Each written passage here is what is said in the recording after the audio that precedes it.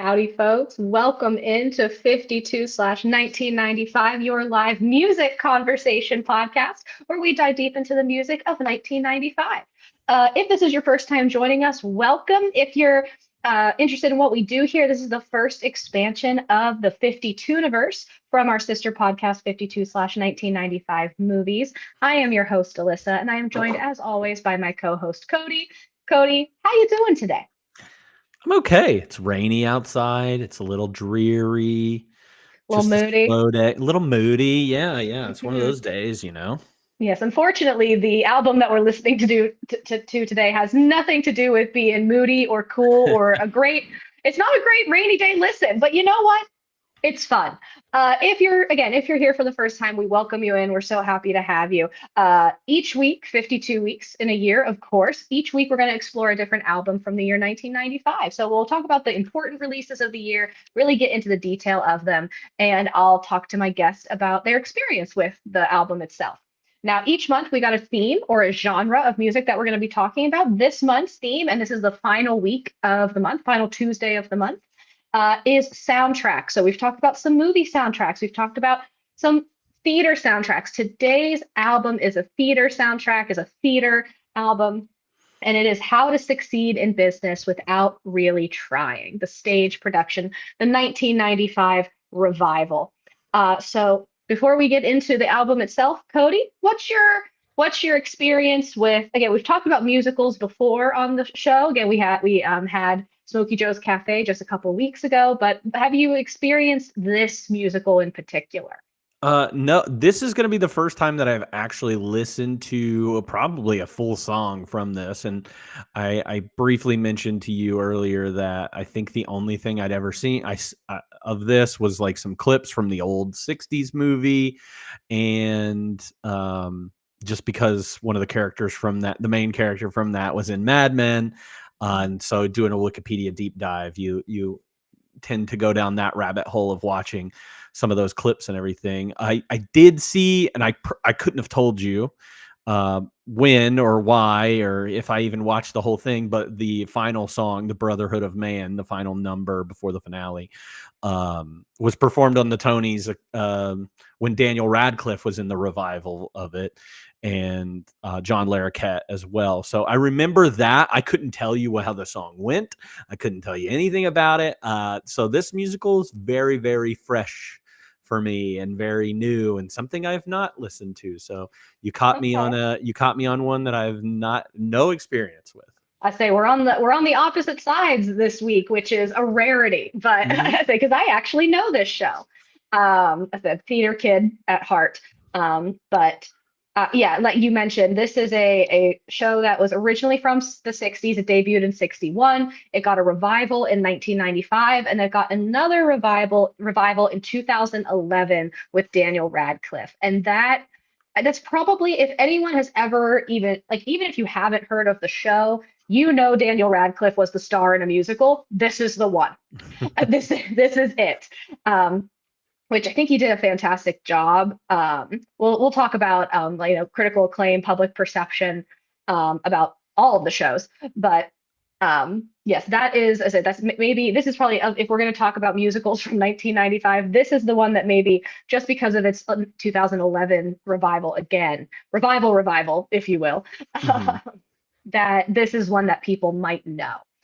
My high school did this production the year after I graduated. The year below me had a lot of guys. It was pretty strong, and there was probably like five or again. It's hard to get boys into musical theater in high school, but they had like six guys who were pretty strong singers. So they naturally, this is a male dominated show, so naturally they led with that.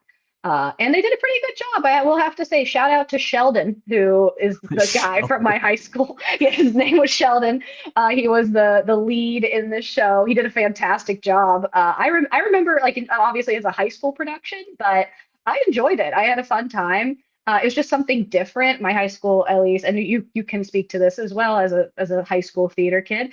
High schools tend to do a lot of really old shows Hmm. that, and by old I mean it's not that the show itself is old, they just take place in like the late 1800s, early 1900s. Right. So the setting of a lot of these shows is not necessarily, it's like completely out of touch. Like it's hard to relate to, it's hard to follow sometimes, especially if you're not like really paying attention. Like Hello Hmm. Dolly, set in the 1880s, hard to follow if you are not very closely paying attention to what's going on.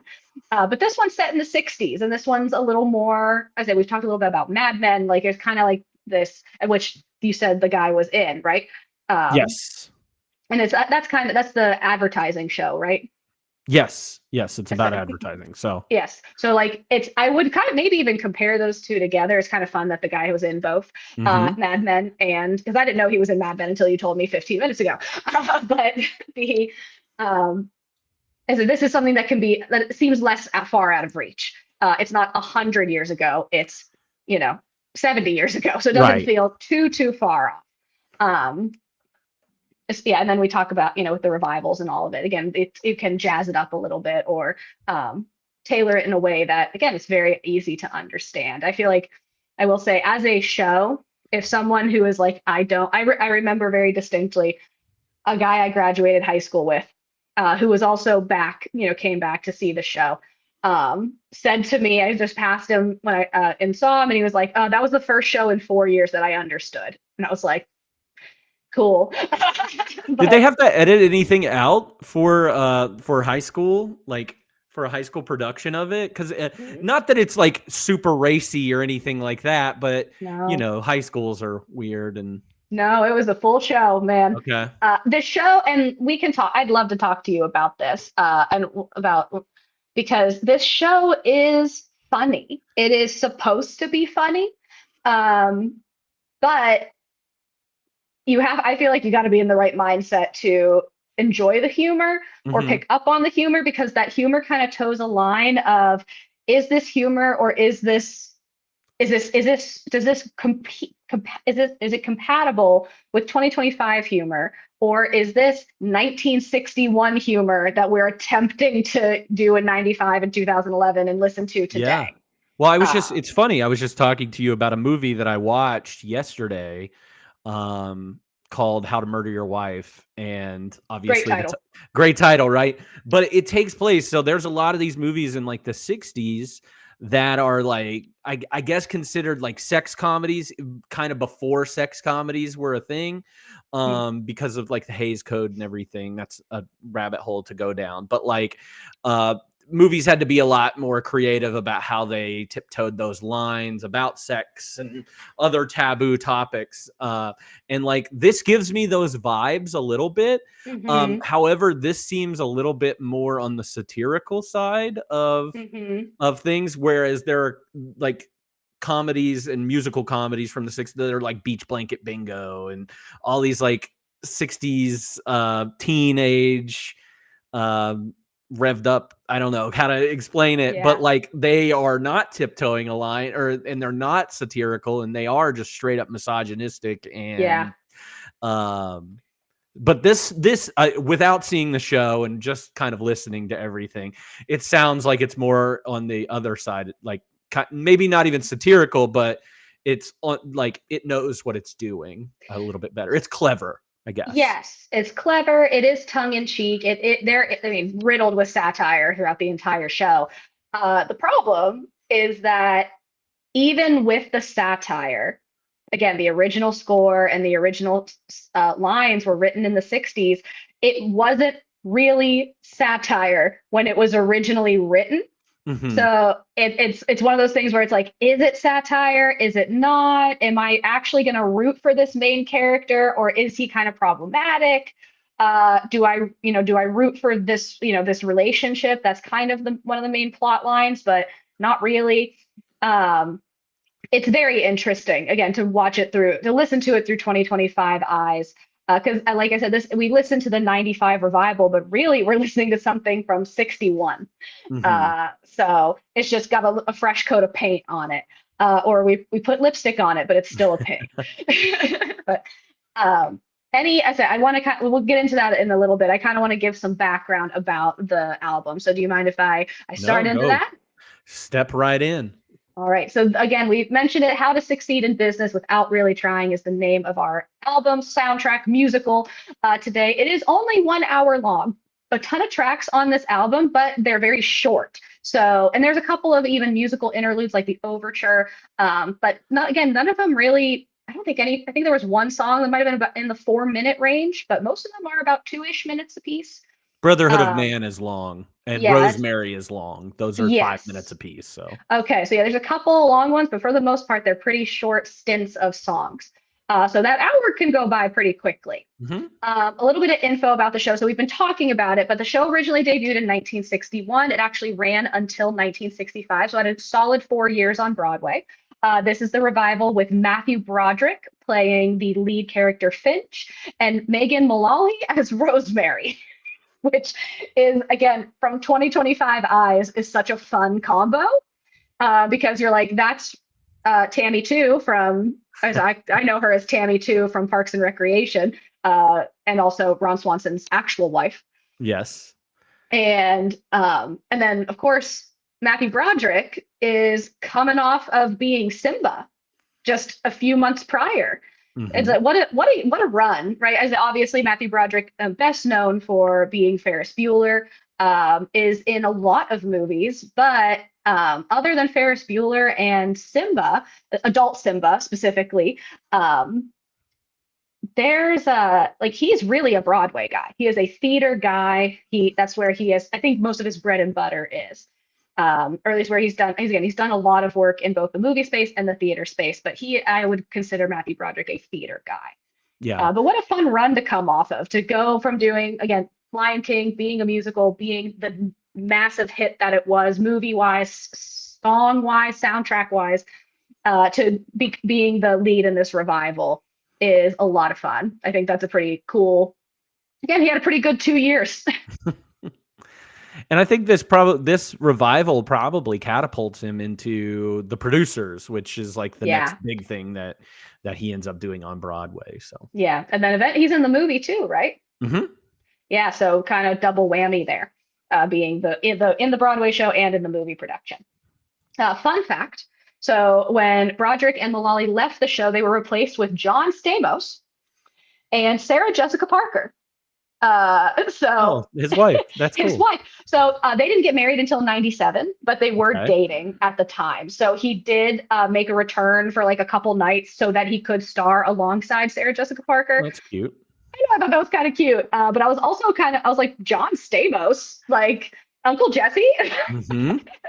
I didn't know he was a theater guy. I mean, obviously he can sing, but I'm not aware of his theater run.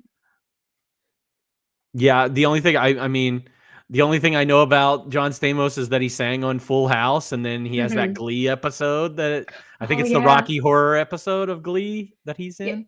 he sings Afternoon Delight with the redheaded counselor. Okay. I wish my brain didn't work that way, but couldn't remember the redheaded guidance counselor's name. But John Stamos sings Afternoon Delight as a duet with her, and they think it's about pie. They genuinely think it's about eating pie at Oh, 2 Jesus. p.m. And I'm like, good for you.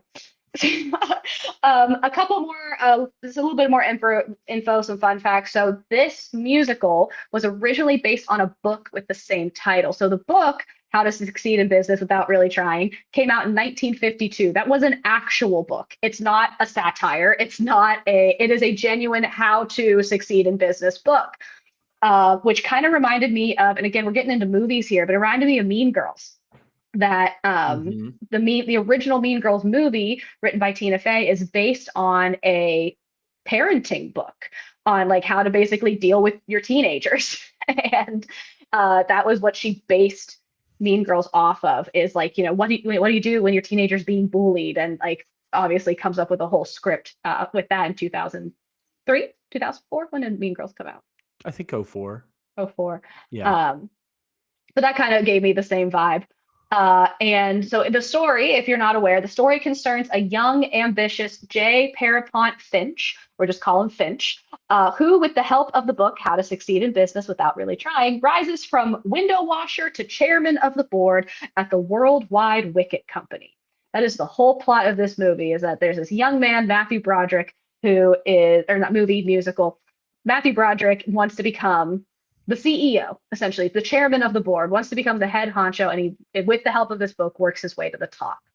And it is, like I said, very satirical in nature. Now, in terms, I always like try to look up, did this album chart? And when we talked about Pocahontas last week, and you know, Waiting to Exhale, those have even it is all charted.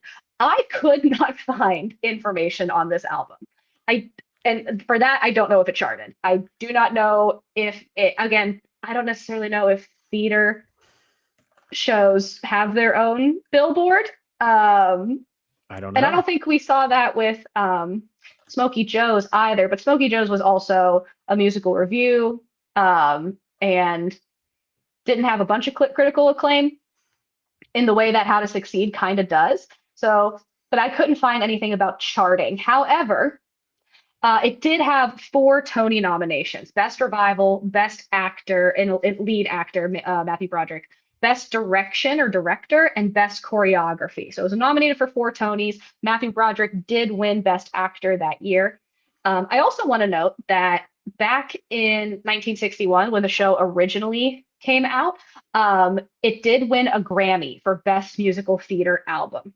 So, Okay. so it is, again, it's still recognized in terms of the music itself, just not the 1995 version specifically, which I honestly don't really know how that works in terms of a revival. If it's, I mean, again, it's a different singer, it's a different ensemble, maybe even a little bit of a different arrangement. But if it already won the Grammy in 1961, is it going to be up for the Grammy in 1995? Yes, they do that because of like them replacing like singers and things like that. The revivals of these musicals get, kind of recycled, and they are eligible for Grammys and stuff. Okay. So So yeah, 95 did not get nominated for a Grammy, did get nominated for 4 Tonys, won one. 61 got, again, nominated and won the Grammy for Best Musical Theater Album. It also got like 7 Tony nominations, and I'm pretty sure it got 6 of them. Like it well, it was was only up against like what? yeah, Smokey like Joe's? Like right, no, 61. oh, my bad. No, yeah, the OG, the six, yeah, no, the no, in terms of like the 1995, not a lot of competition happening that year in terms of the Tonys. But in Mhm. 61, also don't know about the competition, but the fact that it, again, very well received in 61. People loved this show. So it makes a lot of sense that a revival happened. Um, Interestingly, it doesn't, so getting into, so let's talk about the legacy that it's left. Again, those are some of the awards it's won. There was a 1967 film adaptation. There's a 1975 television production, so basically a made-for-TV film. And again, we talked about the second revival happening in 2011. So I was reading between a lot of reviews, and you really can't find a bad review from 61. Folks like loved the show, praised it, loved it. It was innovative. It was different. It was modern because it was set in the 60s. Like it's like Mhm. written in 61, set in 61. Um, I could not find a review on the 95 one. However, there was reviews of the 2011 revival with Daniel Radcliffe, and the reviews were pretty negative. And it kind of spoke to what I wanted to like talk to you about was the main character is unlikable. That yes, this show is satirical. Yes, it's like talking about like, your secretary, and don't sleep with your secretary, and be like rubbing noses and elbows at trying to get your way to the top and being sneaky and slimy in like the businessman way.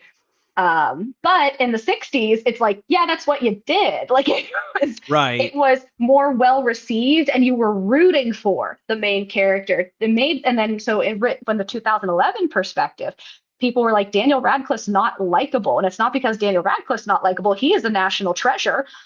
It is the character itself. You're not necessarily rooting for him because he's still a slime ball, the same way everybody in the show is a slime ball. Right. And it's not as fun anymore when you, again, written in the 60s, for the 60s, like for a time, it is kind of difficult to make it a revival that people get excited about when the satire wasn't there to begin with. Like Mhm. looking at it through a 2025 lens, you're like, oh, this is totally satirical. A secretary's not a toy is one of the songs, right? But in 61, it was like, Don't sleep with your secretary. Yeah. Big wink. And it was less satirical then than it is now. And it's like, okay, so the intent was different. And that kind of makes it hard for us to like our main guy. So what's your question? Is he likable or like Well, and again, I know you haven't seen the show, but I feel like from listening to it, you can pick up the plot pretty well from what's going on. Like, right? he wants to succeed in business. He makes his way up from the mailroom, and he and his secretary do develop a romantic relationship. Hmm. She's looking for a man in finance. So she she is like, I am becoming a secretary so I can get a man. That is straight up her plot. Right. And his whole plot is just get to the top office, but he ends up falling in love with her anyway. So there's some dynamic, there's some, we catch people cheating. It's a lot of shady stuff going on. And Right. then he gets in trouble. Right. There's something that happens that he like kind of gets caught for. They're going to basically fire him, and he's able to weasel his way out of getting fired with the Brotherhood of Man song. So a lot of what he's doing is weaseling. Yeah. So from what you've picked up, like, did you? Well, I guess, and this is kind of getting into our later questions, but did this album make you want to go see the show? And were you able to kind of pick up on like the storyline from the music? And were you like, oh yeah, I get this, or I like this, I dislike this?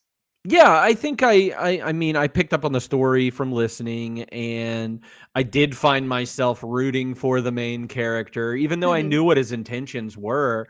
It's I mean, we kind of talk about it in, well, it's not even really close to like Hudsucker Proxy, but it feels like dirty, like their scheme in Hudsucker Proxy. You watch that, but Mhm. um, where they're gonna get this one guy and then we're gonna blame it on him. Like it's not a similar plot to that, but it feels of the same world, kind of. Yeah. But like, yeah, he's skeezy, but he's not the villain because everybody is skeezy in this whole thing. Like Rosemary is not without fault, Yeah. and everybody is doing what they can to rise to the top. And it's maybe the 2011 reviews are like, hey, take the plank out of your own eye, because that's what we are as Yeah. a society. Like, oh wow, that hurts. But like, uh, isn't this what we all strive to do, is how to succeed with not like with zero effort? Isn't that what we're Yeah. aiming to do? And taking like this the secretary stuff out of it or anything, it just seems like I don't know. I thought it was a fun take on it. We are in a world of such like we love dark comedies, and we love anti-heroes, and we love all these people, but why aren't we in love with this show in 2011? I don't know. I And don't were we know. in love with it in 95 as well? I mean, Tony's were, so Yeah. that's good. But yeah, I never saw any problem with it. I thought it was Yeah. funny. And like when we Yeah. get to talking about the songs, like my favorite song is hysterical because of our main character and their Mhm. hubris, and like Yeah. it's just I don't know. I liked it. I mean, you see like flashes of this in other shows, Yeah. like Book of Mormon. You see this with your main character in Elder Price, Yeah. who is very full of himself and is like, I'm going to convert the world to be Mormons like me. And it's very similar. I mean, it's very similar. It's, we see characters like this all the time. I don't know. I think Right. they had to stick up their ass in 2011, if I'm being And honest. honestly, I agree with you. That's why I was kind of wondering, because I was like, I hate to, feel like, oh, like we're like, we talk about this a lot on 52 slash movies, is that sometimes watching through a 2025 lens, a movie made 30 years ago, you sometimes have to take off those 2025 glasses and appreciate it for what it is. But other times you can't. Sometimes you're just like, nope, this is problematic and I can't watch this anymore. I can't really deal with this situation. And in this show, I was like, I feel like that's what reviewers were like, a lot of the reviews was like, I can't take off my 2011 glasses, that this is problematic. And I'm like, yeah, of course it's problematic, but you do have to realize that this is from the 60s, that the lines have not changed, the songs have not changed. It is satire, even though it's not the world's best satire. It is satire because part of the definition of satire is, as the audience, I know it's satire. That Right. they know someone's joking, and to be like, I don't think they're joking. I'm like, okay, let's calm down a little bit. But yeah, I know. I But am a little biased. I do love Daniel Radcliffe, so I don't think it was necessarily about him. I think it was more so about the show. But I well, like it. I think this it's is the funny. and this is the same in 2011. That's an interesting time because this is the same time that a show like Mad Men is out and is celebrated and looked at as like everybody wanted to be Don Draper and everybody wanted to be these ad men from the 60s, and Hmm. maybe this is the beginning of the problems we're having nowadays with masculinity and everything is that we have too many Maybe. of these people with Mad Men eyes on. But I worked at an office like that were like, hey, we're going to be drinking and we're going to talk about women like they're objects and all this stuff. And Yeah. it's just funny that like that is a show, that is a drama with some dark comedy in it as Mhm. well. And maybe people lost out on that comedy when they were watching it. But to not celebrate How to Succeed, but celebrate a show like Mad Men is very Yeah. interesting to me, because it does feel of the same. They're cut from the same cloth. Yeah. Um, And I I have to think, like, is it the audience? Is it a Broadway audience versus a Mad Men audience? Are those two different audiences? Is there a little bit of a Venn diagram there with some overlap? Well, and you Uh, don't want to be the reviewer that reviews it and does it pick out the thing like, oh, this is misogynistic and this is, this is the olden days and didn't need to be revived. You don't want to be the guy that doesn't call that out, especially if there are other reviewers that are calling that out. So you mhm. don't want to be the one guy that celebrates something just because you're like, I like the music and I thought it was funny. Right. Like, And then I think about, and I would need to do it my own deep dive, but like Anything Goes. Anything Goes is one of my favorite musicals set yeah, in the 1930s. Super racist plot points in Anything Goes. That got a revival and nobody was mad about it. Like, why? Like, why are we, like, again, like you said, take the plank out of your own eye. We can call out the misogyny in How to Succeed, but we're not going to call out the racism in Anything Goes. We're just going to right. focus on the tap dancing and Sutton Foster and be okay with it. Like, And that's a show that gets revived about every 10 years or so. Like, yeah, I there's mean, very few. there's a '90s revival of that is well Yeah. loved. It's what's her Patty LuPone is Hmm. she actually, I saw this today that she lost the Tony to somebody else and she's very unhappy about it, and very She's vocal so about. funny. I love Patty LuPone. She's hilarious. She's in Company, right? Or that's Yes, her in yeah, one Company. of her in Company. Yeah. She's incredible. I love her. Uh, but yeah, I just wanted, yeah, throw that out to you, kind of see what your thoughts were, because I was Yeah. like, why did nobody give a positive review? And I was like, are we just, yeah, I was just curious. Yeah, no, I enjoyed it, and I would, love to see a version of this. I think there is a recorded version of the Daniel Mhm. Radcliffe one somewhere. Somewhere. The movie's also a good option if you want. I think it's 67 movie, Hmm.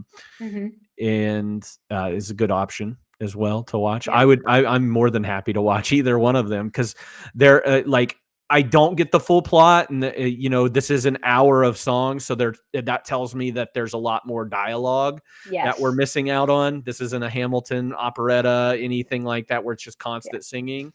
Hmm. So I'm sure there are good jokes in there that I'm missing, and Yeah. whether it's Matthew Broderick or Daniel Radcliffe or Robert Morse, like I think like I all three of those guys seem very similar, and I don't know why they would pick apart one performance and love the other two. So Yeah. I don't know. I agree.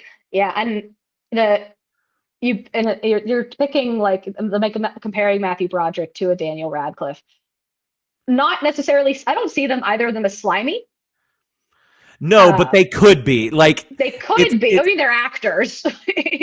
They can figure it out. I don't know. But You need to watch like Matthew Broderick in the movie Election might change your mind on that okay. a little bit. I mean, Um, even Ferris Bueller, he's not slimy. yeah, He's like no, a he's a wheeler and dealer. yeah. So okay, but yeah, to me, Daniel Radcliffe's a precious little bean that I'm like, he can do no wrong. I'm sure he could. I hope he doesn't prove me wrong on that. But so let's get into the songs. Let's break them down. What are the ones that stuck out to you the most? Because there's, again, a lot of songs, kind of short, but there's certainly a lot to pick from. I thought there were a lot of really, really fun songs in this. A lot of the big numbers are the ones that I wrote down. Particularly, I like Coffee Break is the first one that I listed. I just think that's a funny song, and like Hmm. again, something that even back in the 60s when this song came out, people were talking about coffee in the same way that people talk about coffee nowadays. Like, I Yeah. can't function, I can't live, I can't do anything without it. So dramatic. Yeah, Coffee Break, The Company Way, Grand Old Ivy, um, just because I thought it was kind of fun and cute, Hmm. and it was a funny, cute song. Yeah. The finale of Act One, I wrote down, or I put Hmm. down, I Believe in You and Brotherhood of Man. Those are the ones that I Okay. had picked out. Okay, we have a couple that are overlapped, but I also add in "Happy to Keep His Dinner Warm," because that's one of the few that I remembered from when I saw Mhm. the show. Or I forgot about it and then I heard it again. I was like, oh yeah, that one. A Secretary Is Not a Toy and Been a Long Day. Those were the other three I had, but I had Coffee Break, The Company Way, and Brotherhood of Men. Okay, yeah. But yeah, Happy to Keep His Dinner Warm just kind of introduces our character. I think it's just kind of funny because she's like, how do I sink my teeth into this man and trick him into marrying me? Mhm. As like that's the whole reason that she's going to get the secretary job is to find a husband. I'm like, good for you, girl. Do what you got to do, I guess. This is a complete side note. Maybe this is why I'm drawn to it. So when I was about to go to college, I remember I was talking to someone and they asked me what I was majoring in, and I said psychology, and they said, "Oh, you're going to school to get an MRS degree," and I said, "I don't know what that means," and they're like, "You're just going to college to become someone's wife," and I was like, "That's a very expensive way to find a husband," Well, yeah. but I went to a look at me similar now. I went to a similar college that they talked about MRS degrees. Yes, so that song kind of made me think of that. Yeah, Be like, just getting taking this job so I can find a husband, just going to college to find a husband. classic. But yeah, let's talk about Coffee Break because it's great.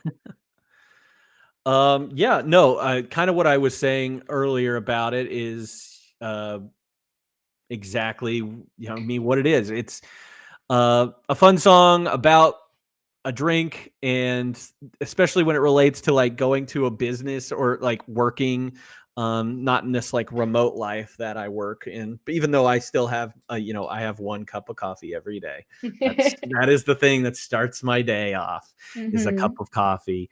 And I just love the way, like the person that the people that are singing this, and it's mostly the chorus that's singing this, are just Hmm. talking about, if I don't do this, I'm going to die, or Yeah, something within me dies. This is the yeah. only joy that they get. They work in a thankless job, and just give me this. I won't get a headache, I will do my job fine. Hmm. Just let me have coffee. So I don't know, I just thought it was a really funny song, especially to start. Like, I think we're what we this is the first like big number. Yeah. Happy to Keep His Dinner Warm and How to Succeed kind of introduce our characters, I Yes. think. Um, Yep. and then Coffee Break is the big like Yes. dance It's a number, big, probably.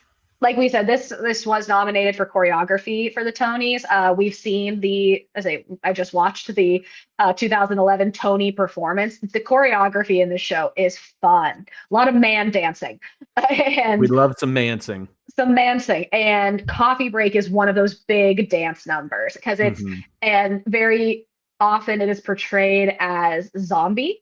Like people are like very straight arms, very rigid movements, and that kind of plays into it. But yeah, the dramatics of it all. Yeah, something within me dies if I can't get a cup of coffee 3 times a day.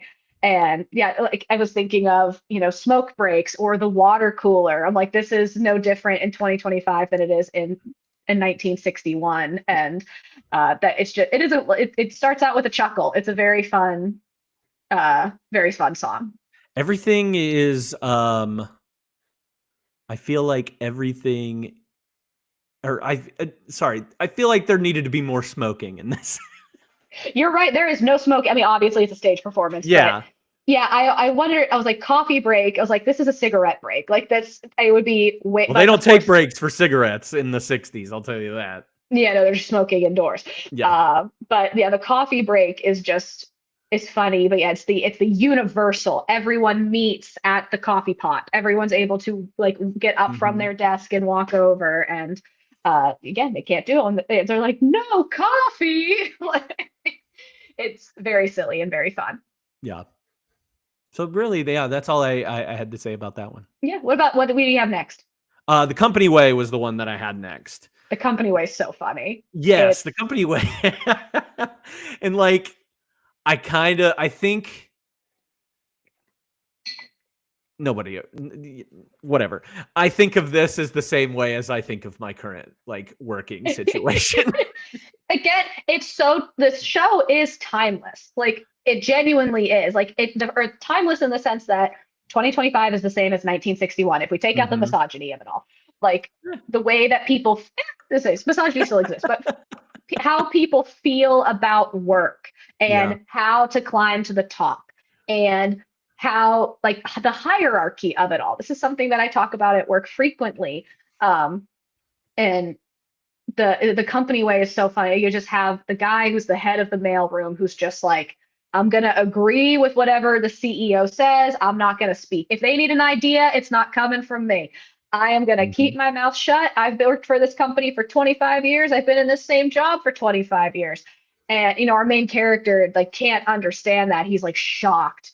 And he's like, what do you mean? Like he's because again, he's hungry. He wants to climb to the top. And you got this guy who's like, I just want to be in the mailroom. Please don't look at me. Yeah.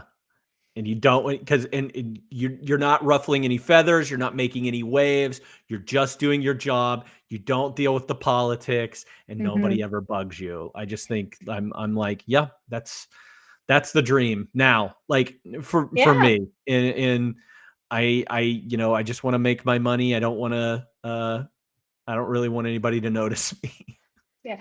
And that is a no, I'm not saying that's a new concept, but it's certainly a more popular concept. Hmm. Um, that, this idea of work-life balance or the idea, and now I'm just getting into a topic that I'm interested in. This has nothing to do with I music. love it. But that's a new idea Hmm. that I do my 9 to 5. I don't exceed that. I'm not trying to break my back over a company that doesn't care about me.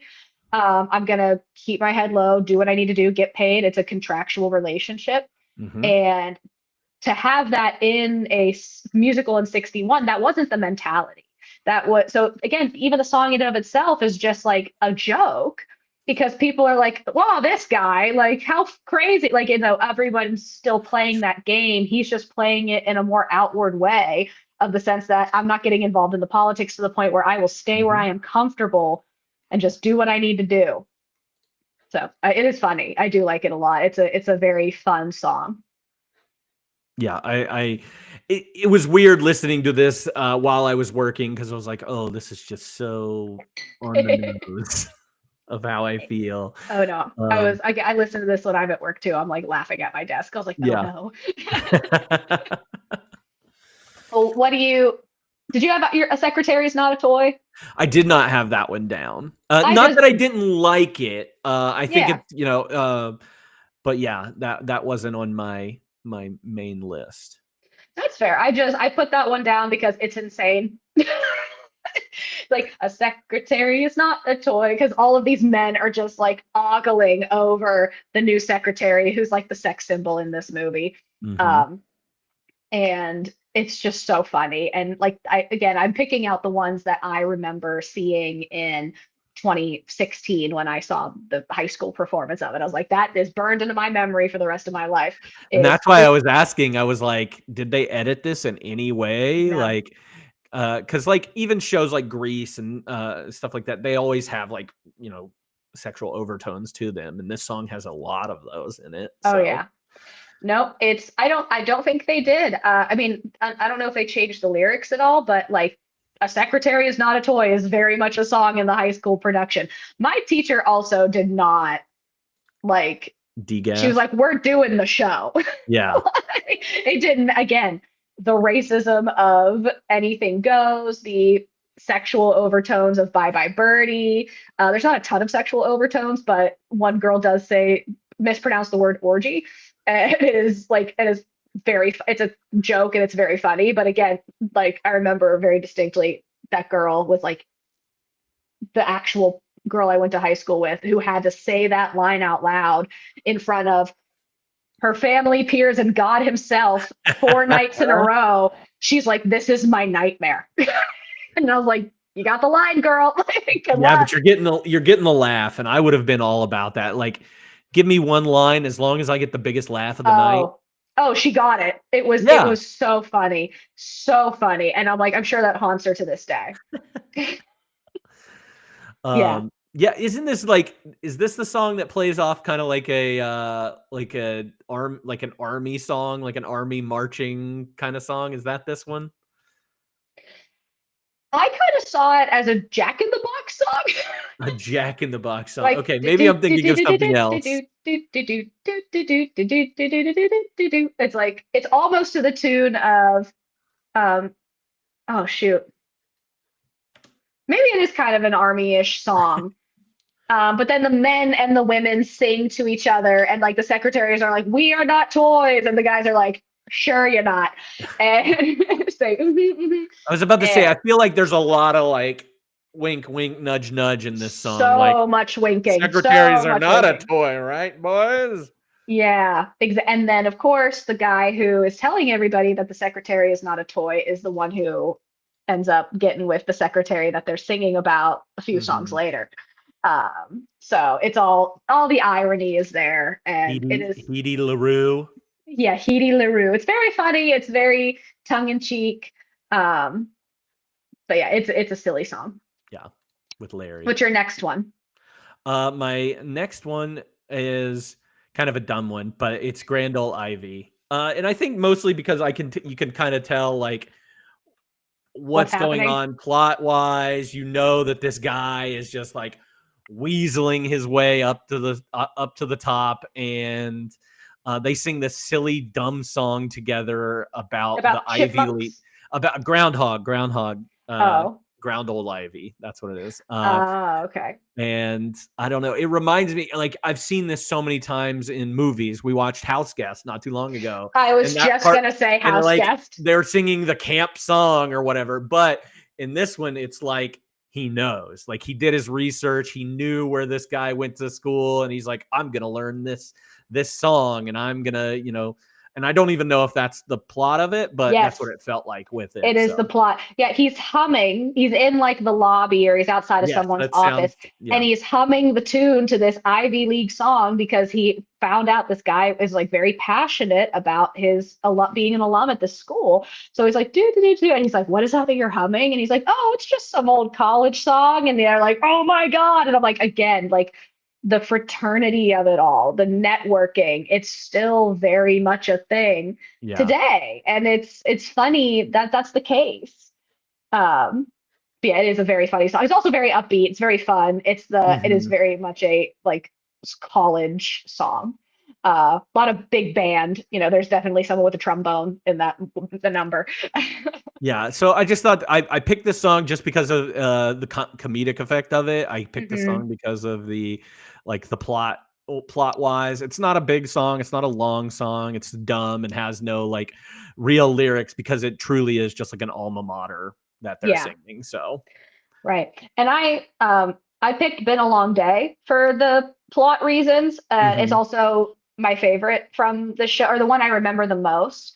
It is my favorite. I gave that away early, but I'm a sucker for a duet. I love a duet. I love because neither of them are, like you said, neither of them are singing or like saying these things out loud. These are all their thoughts. And then there's like their one friend, one of the other secretaries is facilitating. Now she's thinking and he's thinking, and it's like very funny for the two of them to go back and forth and then come together at the end. And it again moves along our plot to the secretary and her guy get together and go to dinner on a date. How cute. Yes. But I love that song. I think it's so fun, just the back and forth of it all. And that's kind of why I like my next song is the Act 1 finale of this, is it combines all those. in there, I think they're coming out of, what is the song they're coming out of? Rosemary. So Rosemary kind of turns into this act, like, so we're getting parts of Rosemary. I think we're getting parts of maybe the company, like we're just getting like obviously parts of all these songs, but like Matthew Broderick and Rosemary are singing together in this Megan Mullally's character. And I don't know, I really liked it. So in the same way you were talking about a duet, I really liked hearing them sing together, and when they were singing kind of over top of each other. I don't know, I like that. So. Yeah, he's singing about, like, in the song prior, in the Rosemary song, right? Because that's it. Or no, that's Rosemary's in the second act. No, Rosemary's in the first act. The first act. Okay, I'm Paris thinking Original. It goes Paris Original, and then Rosemary, and then the Act 1 finale. So okay, so in Rosemary, he's like, it hits him that he's in love with her, and he's like, you know, I like just saying your name or hearing your name. It's beautiful. I'm in love with you. Like all these things, and then and he's like, to hear, like, to, you know, have your name roll off the tongue, Rosemary. And in the end of Act 1, he has redirected his focus back to the corporate climb, and she's the one singing. She's like, when you say my name, Rosemary, that, like, that's what gives me the heart aflutter. So like it's that like pull back and forth, like he's in love with her, that he's got to do this work thing, and you like the writing's on the wall for Act 2 that he is gonna neglect her. And then there's a third actor that comes in, who is also someone who's trying to, he's a very small role, also someone trying to climb the corporate ladder, enters into the picture, goes, I'm going to take this guy down. So it's like, it's a perfect song to end Act 1 on. Sonically, it's beautiful. The harmonies are so tight. Again, you're getting songs pulled in from Act 1. Like you have it's almost like has an overture effect. Yeah. The end of Act 1 is a great ending. So yeah, that's it. Good. That's it for Act 1. Right. Well then, what do you got for Act 2? Because all I have is Brotherhood of Men. Oh, wow. I have I Believe in You, which is what I think is maybe the funniest song in the entire show. Because I don't know the staging of it. I don't know how this is portrayed. But to me, this man is just pumping himself up. Yep. And it's 1000%. Again, it reminds me of I Believe. In Book of Mormon, when he's singing like Mostly Me, that song, but mostly me, that song, where he's just, you know, telling about how great he is. And I think this is about when he's about to get fired, or he's like stressed out. He thinks he's about to get fired, and he's like, hey, you got this, bud. Like, you are you, and you haven't gotten here on your own. Like, you've done so well. Like, I just think this is a super, super funny song. I love how he sings it. I think it's probably the slimiest song in the whole movie, or in the whole the show. But I think it's great. I don't know. There's just something about it that I'm like, yeah, this is good. This is right, because we've all done it. We've all had that, like, okay, you got this. Like, you're hyping yourself up in the mirror. You're like, I got it. You know, I'm fine. I've got personality, and I've got smarts, and I have a great butt, and I'm like, it's gonna be fine. Like, also, like, you're hyping yourself. But that's like affirmations and like, and this is a guy that just knows, like, he's like, hey, there you are. There's that face. And that's the face I trust. And it almost sounds like if you took the lyrics out of context and you weren't thinking about it in relation to the show or anything, you would think, oh, this guy is, you know, talking about somebody else. I believe in you. I believe in my friend. I believe in this. But no, he is talking about himself. And it's very funny. I just think that, I don't know. I just think that it's really funny, and he believes in me. It's like, I believe in me. I don't know. I like it a lot. If you ever need a hype song, if you ever need to hype yourself up, just put on that song. So what else? And my final song is Brotherhood of Man. Yes, that is the epitome of the show. That It's is crazy the that that's like the big number that everybody like. That's the one that was on the Tonys. yep. That's, I guess it's like the biggest number in the show because it has kind of everybody. There's a big dance scene. Hmm. You have the big, like the boss character. You have the main character. I think everybody Hmm. gets involved at some point. Yep. But it's so weird that it's the last song. Like, Yeah. that's It is. wild to me. Yeah, the next to last song. It's not the finale. It's not the end of the act one. It's not like in the random middle of the show. Nope. It is the almost the, it is the closer. It is Yeah, the that's closer, the cincher. And this is again, our main character is about to get fired. He knows he's about to get fired, so he's going to weasel his way out of this situation by just being like, we're all in this exclusive club of being men, and hell like, yeah. hey, you're a man, I'm a man, we've got stuff in common. Like that's all the song. And this is where we get like almost like a kick line. Like this is what the Mhm. choreography here. And again, they do the crisscross arms, and they do a lot of like jig, and it is so silly. It's so silly, but so funny. And he's like, before you fire everyone, and they're like, who said we were firing everyone? He's like, I just wanted to say a few things about humanity. I did like that in the song where he's like, before you fire this guy, and then he's like, whoa, whoa, whoa. I didn't say anything. But it's again, he's that smooth talker, that Eddie Haskell, Hmm. uh that he's weaseling his way and he's putting he's like inceptioning them. He's putting ideas in their head. Yeah, he's Um manipulating them, and it's yeah, so working. And he yeah, does it's it in a fun crazy. way. It's crazy that he goes from, obviously, I Believe in You. There's a reprise to that where I think he's singing with Rosemary, and then Yeah. it goes into Brotherhood of Man. Um, so yeah, that like whole series in there. I don't know what the pirate dance is about, but I'm sure it's Yeah. something. It's nothing. But no, it is the song from the show. It's the one Yeah. that's the most recognizable. Like you said, it's the one that gets performed at the Tonys.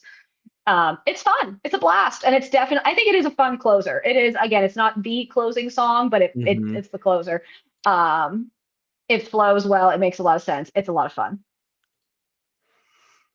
No, I love it. I thought it was fun, and it was definitely, especially like I think the second act, I guess with I Believe in You and Brotherhood of Man and all that stuff. Like those were the two songs that really pulled me into where I was like, I gotta see this. Like I gotta watch it at some point Hmm. and really see the Yeah, humor behind this, because I think this would be a show yeah. that's like really right up my alley. Oh, I think you would enjoy it. Yeah. Absolutely. Yeah, I would say the first act is a little more, has more songs in it, more songs Hmm. that I remember, more songs that are funny or fun. We get a little more plot in act two. Obviously, that's always what happens. So, you need that closer of Brotherhood of Man to Hmm. finish it out, because we talk about this with Wicked, and it's something that the movie is currently experiencing, is that all of the good songs in Wicked are in act one.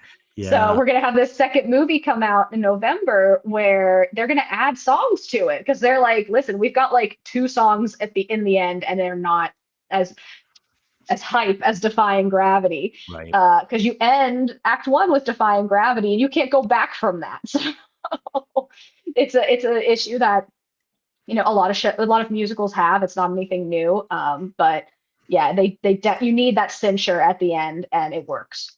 Yeah. I enjoyed it, and it really sold me, and I was like, yeah, I definitely want to pick this up sometime. All right. So, what was your favorite song? My favorite song is I Believe in You. I just thought it was really funny, and that is the official song that was like, okay, you got to watch this. I So, did think you were going to pick The Company Way, so I'm surprised that it's I Believe in You. But I'm glad. I like to be surprised. yeah. That's good. I picked Been a Long Day.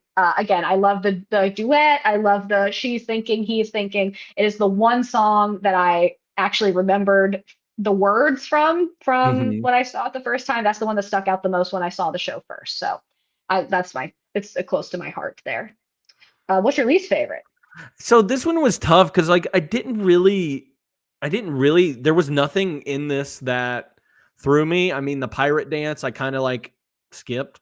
Yeah. So It was maybe just that's instrumental. yeah, maybe that's like my least favorite, but there's not like a song that I was like offended by. I Yeah. wrote down Rosemary, but even that I'm just like I can't even say that's like my least favorite song because Yeah. No, I put Love from a Heart of Gold okay. because it's forgettable. Like Mhm. it's again, I agree with you. None of these songs are offensive. I did not go through them and go, "Oh, I never want to listen to that again. That was really bad. It sounded bad. The lyrics were bad." None of it. Yeah. Love from a Heart of Gold was just like it's a side plot. The guy who sings "The Secretary is Not a Toy" falls in love with the secretary, and that's his song about like I can't go on without you, even though he's married, even though he Right. has a whole other family in life. He's like, you are. That's his song to her, and I'm just kind of like, this is a side plot. This isn't necessary. Yeah. I don't really care about this relationship, especially because musically we've got none of it. Like this is all dialogue. Like if as you like you said, you listen to the songs, like you're missing out on a lot. So I'm like, you can get Mhm. without this one. Yeah, So don't yeah, hate it. yeah, I really did. Yeah, there was not really a song that I was like, I can do without it or anything. Like it was fine. Do you have any favorite lyrics? So I did pull lyrics from Company Way, Okay. um, which because I Believe in You didn't have as many good lyrics as I wanted to. I just kind of got the vibe from it that it really liked. Hmm. But the lyric, I think one character says, "Your brain is a company brain," and then the other character says, "The company washed it, and now I can't complain." I liked that lyric there. That's a good one. Uh, do you have any others, or is that it? No, that was the only one I wrote down. Okay, I've got a couple that stuck out. One of them is from Brotherhood of Men, and says, "Remember, mediocrity is not a mortal sin." And I think that plays into the company way as well, being Hmm. like, we're all mediocre and it's fine. That's not a Yeah. sin. And then the other one, I have two more lyrics from "Happy to Keep His Dinner Warm" because I think that song is like underratedly funny, um, especially when Megan Mullally is singing it. But the first She one was is, great, by the way. Like, oh, I knew Megan Mullally had a great voice. She sang all the time I didn't. on Will and Grace. Mm, She was fantastic yeah. on that. So I knew that she could sing, but yeah, she impressed me. That was really good. Like both her and Matthew Broderick were really good in this. Yes, I fully agree. I didn't know that she could sing, so this was very fun for me to discover that. But one of the lines is New Rochelle, that's the place where the mansion will be for me and my darling bright young man I've picked out for marrying me. And I love that line. And then another one, waiting to say good evening, dear. I'm pregnant. What's new with you? From downtown to be loved by a man I respect, to bask in the glow of his perfectly understandable neglect. Again, it's tongue in cheek. It's very Yeah. funny. It's like kind of a boring song. It like and she like there's a reprise of it and it's like yeah it's fine. But the lyric because I never really cared for the song, but then I Hmm. looked up the lyrics. I was like oh this is funny. Like and again the way that she does it is fantastic because she's funny. Right. So what are your pairings? I went off the rails with the pairings. I gotta apologize in the advance, but So like I kept thinking about this. I mean, a lot of musicals and I think a lot of shows are about have a main character that is a little skeezy, hmm or and then ends up being your hero in the end. hmm But I could not stop thinking about the Music Man with this. Ooh, and Matthew Broderick. And Matthew, who was in this as well. But the Music Man, well, while it doesn't take place in the '60s, it takes place in the early 1900s, like Bye Bye Birdie or not Bye Bye hmm Birdie, but like Hello Dolly and all the other hmm things that we often talk about musicals. But it has to deal with a guy who is selling something that is not a real thing, and then gets Yeah. found like as doing it the entire time. He even tries to get with a girl. The Sadder But Wiser Girl is a very, very funny song. hmm He doesn't want those, those happy girls because they're they're not a challenge, I guess. Yeah. So yeah, the Music Man and this paired so well together in my eyes. I And Music love Man is that. my favorite musical of all time. So Yes, I'm sad I didn't think about that. That's a fantastic pairing. yeah. That's clutch. You also brought up Book of Mormon, so I think Mhm. that's a Yeah, decent pairing that one too. kind of came to me with that, and then Bye Bye Birdie was my other one, and that's mostly just kind of the '60s element of it, or that one's kind of more '50s, but it is a little bit more modern of the Hmm. time, and Yeah. that's really the only reason, just kind of like musical styling and stuff like that. Oh So, yeah, that's totally fair. I did pick the producers. We mentioned it oh yeah, earlier, that's but another whenever, great example. yeah, like again, our main characters are a little skeezy, a little slimy, trying to sell something. Matthew Broderick is also in it. I tend to like. There are certain shows that I recommend for people who are not musical theater people.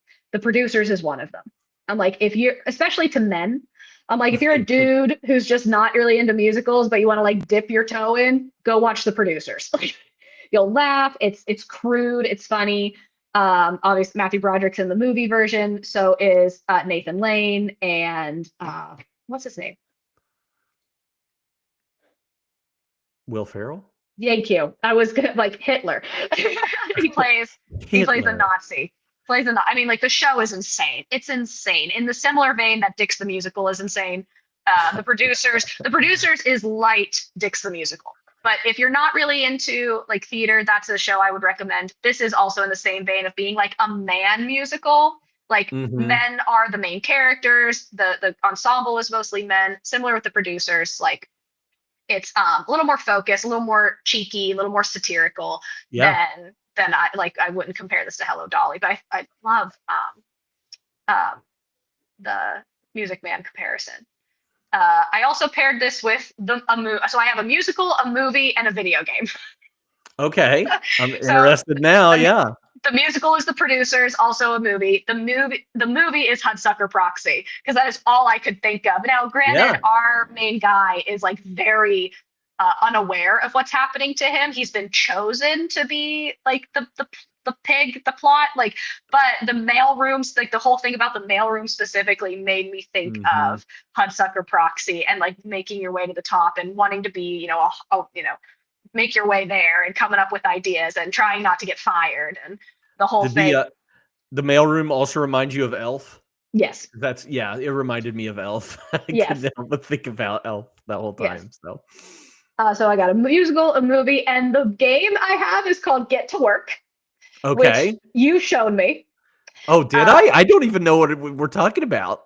so Get to Work is the game where the whole plot is that you are a businessman trying to climb the corporate ladder, and you start Oh. you start in the mailroom, but it's That a game. Oh my god.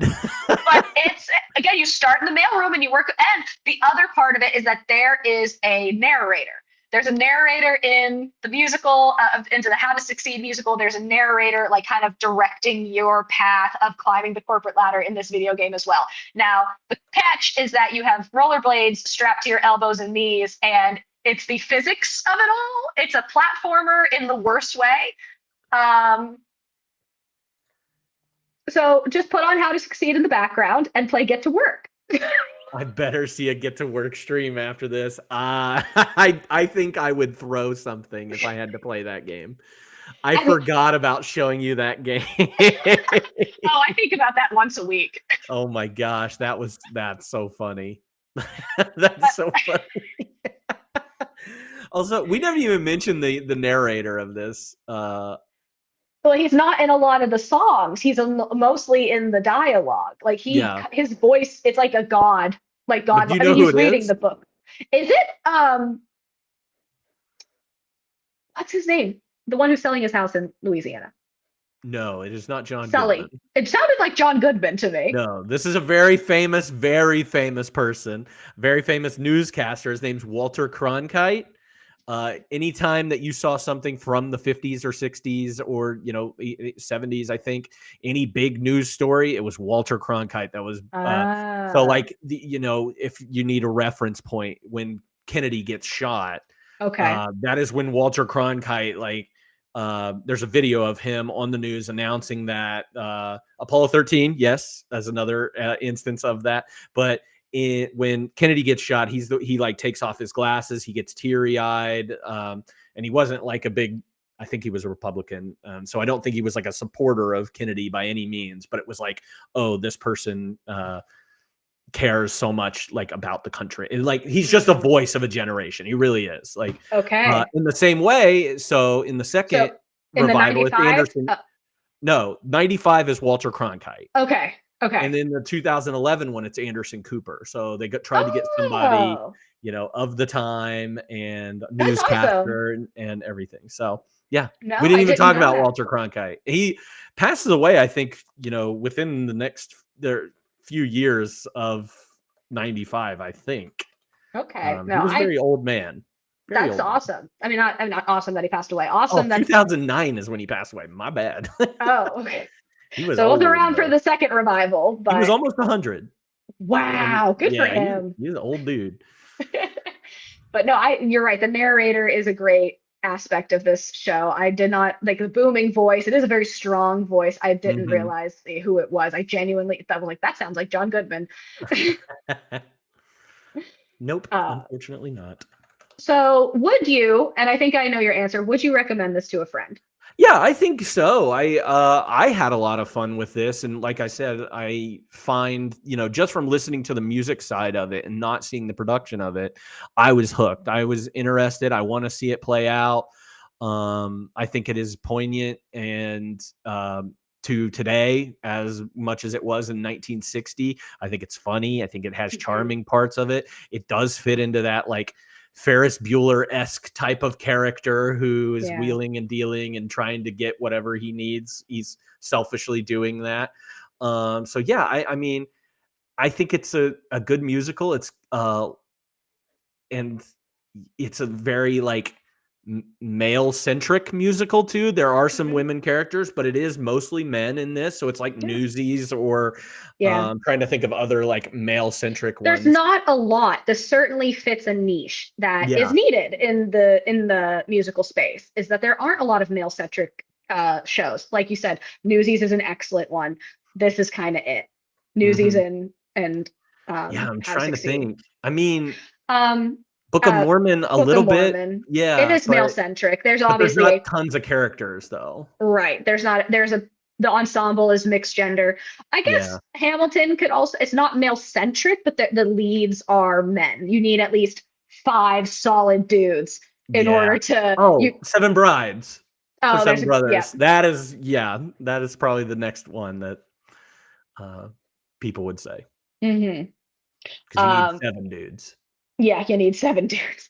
I also would recommend this, but I don't recommend it as an album. I would recommend it as a show. I would recommend going to see the show.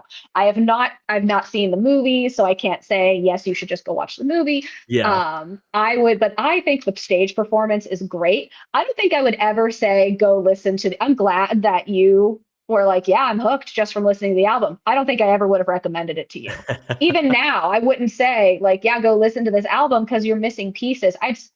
We talked last week about like with Pocahontas, the hits are on a Disney playlist. You'll hear it. I would say this is the same in terms of like, if you're listening to a Broadway hits playlist, you're going to hear Brotherhood of Men. And that's probably it. Maybe Coffee Break, but that's kind of it. So maybe Rosemary. So I would just say, just go watch the show. Don't necessarily listen to it on Spotify, but maybe you do want to listen to it. Again, it is funny. I think you're going to listen to it after you watch it. Yeah. Like that's what it's going to end up being. You have to watch it first to then go listen to the album. I'm in. I liked it. So what's your 5-star rating? I give it 4.5 stars. I really like this. Wow. Yeah, I really like this musical. Yeah. I only gave it like a 3.5. Wow. Like I say maybe I was a little too harsh. I was thinking of it in terms of like I did enjoy it. I had a fun time. But in terms of an album, I'm not going to listen to it the whole way through. Yeah. Like I'm going to cherry pick the songs I want to hear and just go from there. And wouldn't necessarily recommend it as an album because you're missing so much. So I was like, yeah, I think a fairer rating would be a 3.5. I also know that maybe I was trying to overcompensate because I'm biased with musicals. I love a musical. So I was like, let me try to be objective here. But yeah, but No, I think I'm glad you liked it.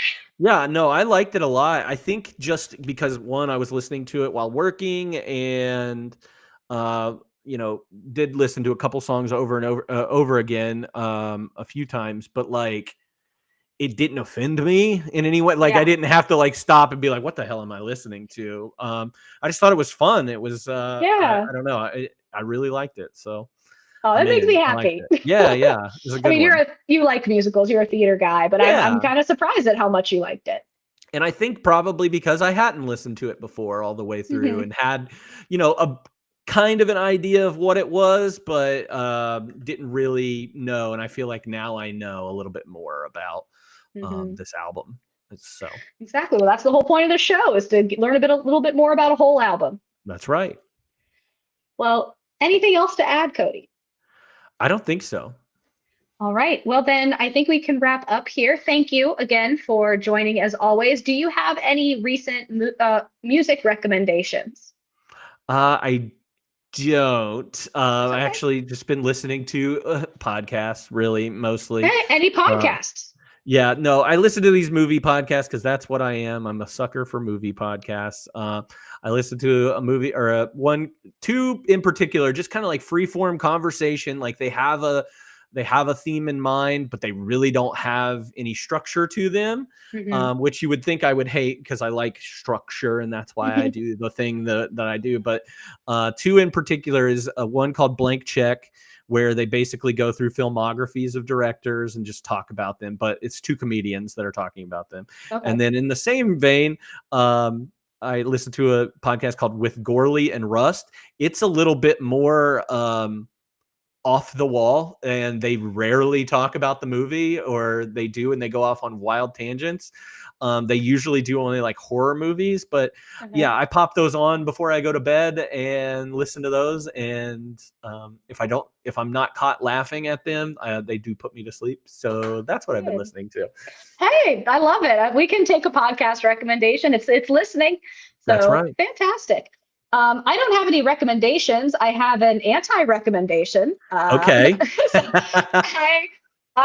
So the new Selena Gomez and Benny Blanco album has come out. If you don't know, Selena Gomez and Benny Blanco are engaged. Benny Blanco is the music producer. He has produced every hit that you have heard in the last probably 15 years he's been part of. Like he's just worked with so many. He is a rich man. But he's also worked with Lil Dicky a lot. You So have if to you're a be big rich when you look like Benny Blanco. poor Benny, he's doing just fine. I I'm love not him. Like I'm I not think worried. he's funny. But he and Selena Gomez are engaged and they put out an album together. I don't like it. I am kind of disappointed. I'm a big Benny fan. I'm not a big Selena fan. I do like her as a person. She has a great makeup line. But her voice, I'm kind of like, okay, I do love her song Bad Liar. That's like one of my like all-time favorite songs ever. Mhm. It's on my GOAT playlist. Like these are just all the songs I could listen to over and over again forever.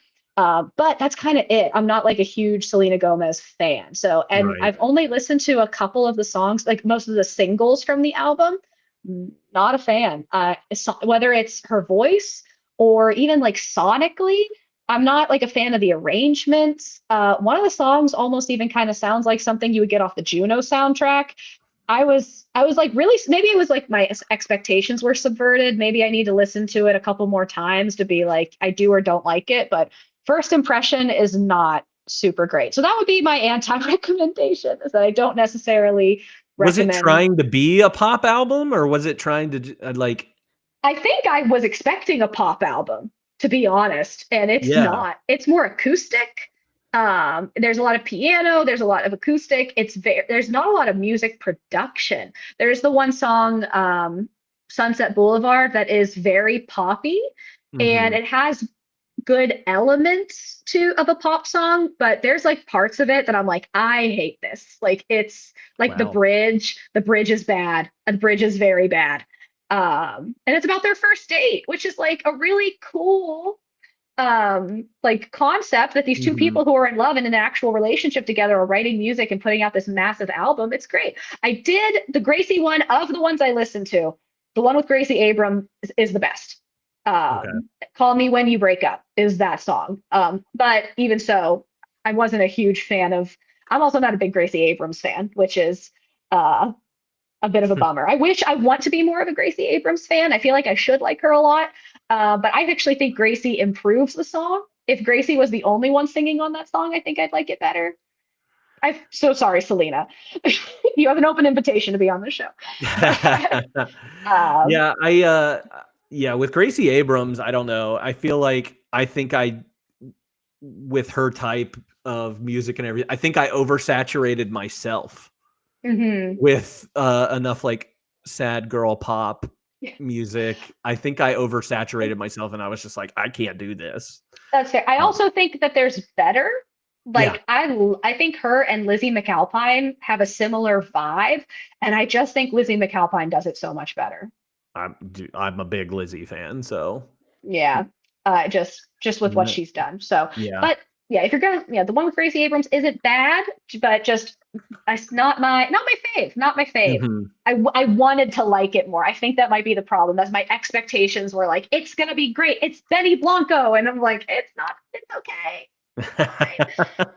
So but again, I'll give it another listen. I'm never gonna say, oh, and then I have another not anti-recommendation, but this is just me to vent. I'm a huge John Bellion fan. John Bellion is my top artist, like 1000%. Yes, I'm a big Swiftie and I talk about Taylor Swift every week, but like if I could pick who I'm going to see in concert, I'd see John Bellion. I love him. And Mhm. he's starting to put out new music, which it's been 6 years since he's put out music. He's been in some like legal battles with his like masters and his ownership of songs. I don't like the new stuff and I'm so sad. Ooh, he that just he just stinks. he's only put out one so far or two. Um Kid Again is not bad. It's very much so reminiscent of his previous work, so I'm not mad about it. But it's not like one I'm listening to over and over again. It's just like run of the mill. He put out a new song called Wash, and I do not like it. I was so disappointed. It's like too chaotic. There's too much sound, too much layering of his. Again, it's only him, so it's Mhm. him singing and he as the background singer, and they're like competing with one another too much. I Yeah. was I was very disappointed. I'm not Oh, gonna I lie. hate Now that. now when I know he's putting out a whole album. When that album comes out, am I gonna listen to it front to back? Absolutely. The day it comes out, absolutely. But I'm a little nervous now. Because I'm over here being like, listen to John Bellion, and then I'm like, oh shit, I gotta tone that back. Yeah, sometimes I hate that. I hate when that happens. I know there's probably a lot of people out there, anybody in the chat or anything, where you have this band or this musician or this artist, and you love them so much, you love everything that they put out, and then they put out an album that you're just like, this is Yeah. not what I wanted at Yeah. all. Why did you do this to me? Yeah. I do that with All Time Low.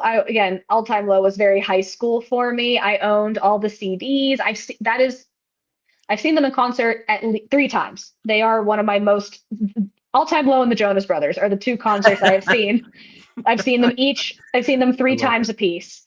I've seen John Bellion twice, and but yeah, All Time Low. I haven't listened to an album past 2012.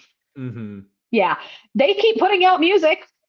I know none of it. My friend does, Tori does, but I don't know anything that happened after 2012. It was like 2007 to 2012. I was like, yep, All Time Low is my favorite band.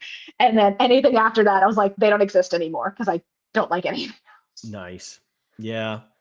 I hate it. And like we could probably do an entire podcast just on that. Just like, okay, Yeah, what was the album that sucked for you? What yeah. turned you off? You could do an entire series of just like, here's Oh, where they lost me. devastating. Yeah. Well, with that happy note, Cody, thank you for joining again. Absolutely. much appreciated. If, again, for those out there, if you're interested in any information about this podcast or the 52 universe in general, you can get that info by joining our Discord. The Discord is awesome. We've got a lot of good conversation happening in there, so you're welcome to join. You're also welcome to follow us on Instagram, where Cody's posting weird pictures of me inserted into the album When I covers. can. When you can. Yes, we weren't going to put me on the Waiting to Exhale album. Or Pocahontas. I did Or make one with the Pocahontas. Pocahontas one. It is like nightmare fuel. It is, yeah, some of it, again, AI, man, it's not weird. great. It is It's weird. still learning. But anyway, next week is a new month. Now, I believe we are going to do next week's podcast on Monday, because I can't do Tuesday. I've got a work thing. So it is technically still going to be March, but Tuesday is April 1st. That does start a new month, which means a new genre, a new theme. Next month, we are doing British invasion. There are a ton of British artists that popped off in 95, and I am very excited to do a deep dive. Next week, we are going to cover Blur. Blur's album, The Great Escape, to kick off our British invasion month. I really hope you listen to it. Please come join us. Put stuff in the chat. We want to hear from you about how you felt about the album, what your favorite song was. I think this is a really good time to jump in. Again, country can be a little weird. Soundtracks can be a little weird. This is where we're starting to get into some of the good stuff, folks. So listen along, follow along. We're happy to have you. I want to thank y'all for being here today and hope you have a great rest of your night. Thanks for coming and tuning in to 52/1995.